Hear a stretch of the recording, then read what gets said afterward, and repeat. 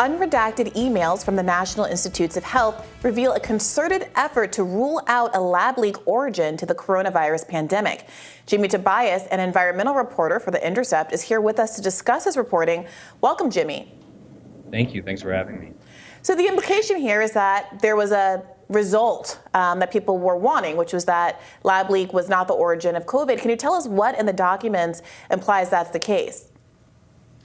Well, really, the documents are an inside look at concerns in the very early days of the pandemic among top virologists that the virus looked potentially engineered. And what followed from that, after Dr. Fauci was alerted to these concerns in late January 2020, was a series of telephone calls and email conversations in which the origin of the virus was discussed confidentially between Fauci, Dr. Collins, and a group of the world's top virologists. And early on in some of these calls, there were several scientists who really couldn't figure out how this virus was produced in nature, given some of its unusual features. Others on the calls and emails disagreed with that perspective, and so they had a debate that lasted more than a week, really. Yeah, I remember hearing Fauci's deposition from a couple weeks ago as part of the Missouri lawsuit, and he talked about being prepped for that call. I believe his assistant gave him a document to go over that was including, I think, concerns about gain of function research and it producing exactly something like this. And his memory was not super specific when he was revisiting it. So do you have an understanding from reviewing these documents, so where it went from, like, how did it go from being, I guess, an open question to then, for a period of time, something, it was not an open question anymore. It was shut. You were not supposed to say that. Now it's an open question again, but there was that long period following that initial debate period where it was like decided that was not something you were supposed to think.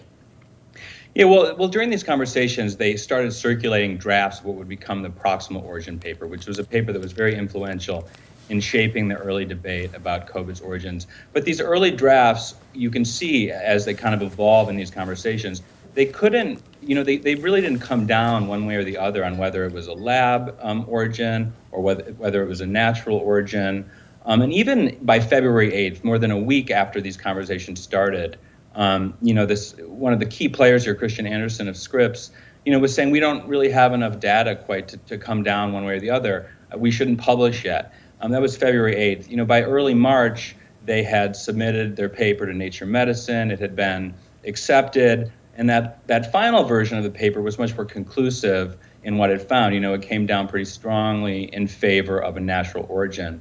And it is, one of the questions that the emails kind of leave one asking is kind of how did they overcome that initial uncertainty? And it's really not clear in the documents. And I'll add, these are FOIA documents. They don't capture what went on in these phone calls. So it's not entirely clear what their thinking process was. And, the people I spoke to for this article had different interpretations of what happened here. Some people felt, this was the scientific process at work. They had these concerns. They collected some data. They came to a conclusion and they published. Others felt that these documents, that they showed, this sort of effort to downplay the lab theory. And the conversations that were happening here, you can sense the urgency and the anxiousness. And to your question about Dr. Fauci, he did go, he was alerted to concerns that the virus was potentially engineered on January 31st. The next day, they organized this sort of hastily convened conference call with Dr. Fauci and some of the world's top virologists. And before that call, Dr. Fauci went to his deputy and was like, fill me in on what we've been, our relationships with institutions in China, like what we've been funding, what we've been working on. So he prepared, in a sense, for this call, as that deposition shows.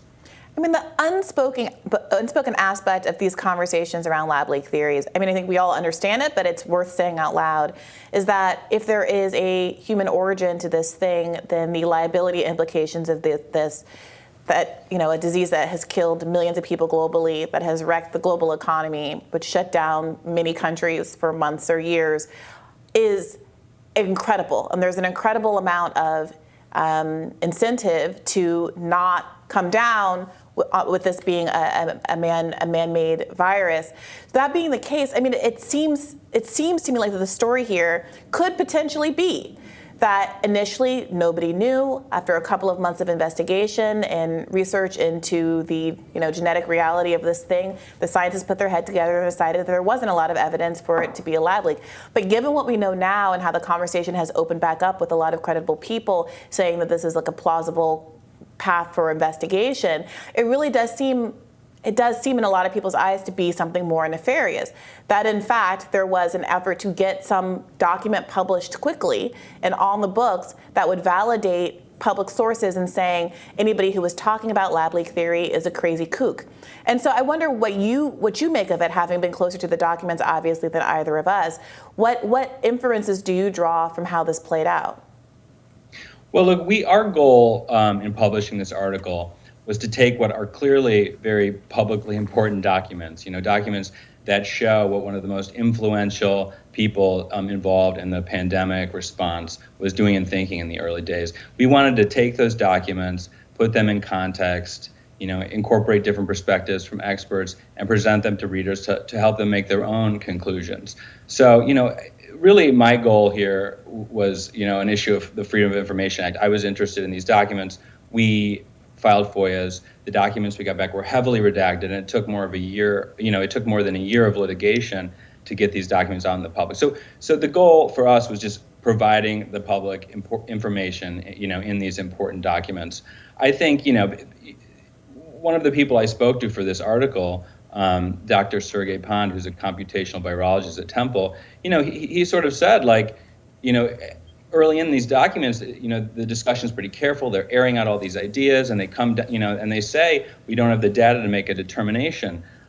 Later on, they do make a strong determination, and he said, without really new data. So why? And these FOIA documents don't really answer that question, but I think they just provide this very interesting insight into what was being said and done in these early days. Yeah, it steers you to a kind of suspicion of a political agenda or motivated reasoning or something where you have it's in everyone's best interest or the best interest of the people in those conversations, the U.S. health apparatus, to reach the conclusion that this was not the result of a scientific incident based on research we were funding, right? It's very much in their interest to reach some other conclusion, even if there's not enough data to say one way or the other. I guess does that give us concern or pause that these people, the people in these roles, will have enough independence to ever properly investigate how this happened, or maybe it's really not on them to do it. It's the information is in China, and we won't know anyway. But if there was an opportunity to know, you would be worried that somehow our people would steer the conversation elsewhere based on all of this, I think. Well, I mean, there is debate in the scientific community. Not everyone in the scientific community, believes only a natural origin is possible. I mean, I talked to David Relman of Stanford, and he kind of views both as plausible. And so there is, I think, a healthy, if sometimes toxic, debate in the scientific community about this question. And Congress is going to be looking into this. I mean, the House Oversight Committee sent letters to many of the people involved in these discussions just in December, seeking their testimony and documents. So there will be, the representatives of the public will be looking into this further. One would hope that it won't just devolve into partisan bickering, and that something positive can actually come out of those discussions. I mean, that remains to be seen. But this is obviously of intense interest to many, many people, and I think that continued investigations into what happened and where this virus came from are really important. And that one of the people I spoke to for the article, Lawrence Gostin, who's at Georgetown, he said these documents are really important. Like, the public deserves to know as much as possible about where this virus came from. And I think that hopefully these investigations, both scientific and governmental, will find something, will reach a determination at some point. And Jimmy, not to put you on the spot and make you remember your high school or college biology, but do you have insight? Can you help to unpack what it is that scientists are looking at to try to judge whether or not this is something that will have the hallmarks of being man-made versus naturally occurring? What is it about the virus that gives people an indication one way or the other? Yeah, well, the thing in the documents that really stood out to me, and one of the things that I think really puzzled the scientists in these early conversations, was something called, it was the presence in the virus's genome of what's called a furin cleavage site, which is a feature that has not been found in other SARS-related coronaviruses. And the furin cleavage site plays an important role in helping the virus infect human airway cells. And so one of the scientists, when he saw the furin cleavage site, he was like, and I quote, like, he has a hard time explaining that event as something outside of a lab. And someone else, when they saw the furin cleavage site in these conversations, was just like, I just don't figure out how this gets accomplished in nature. It's stunning. Other scientists on the calls disagreed, but that was really a major hangup for them. And it's unclear from the documents how they overcame their concerns about the furin cleavage site. It's never clear in these documents. And again, we don't have a full picture into the discussions, but that's one outstanding question to me, at least. If these scientists have been willing to speak with me and they weren't, I would have asked them, how did you overcome those concerns about the furin cleavage site? How did you get from A to D?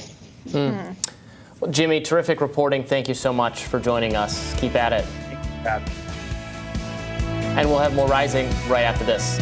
Stay tuned.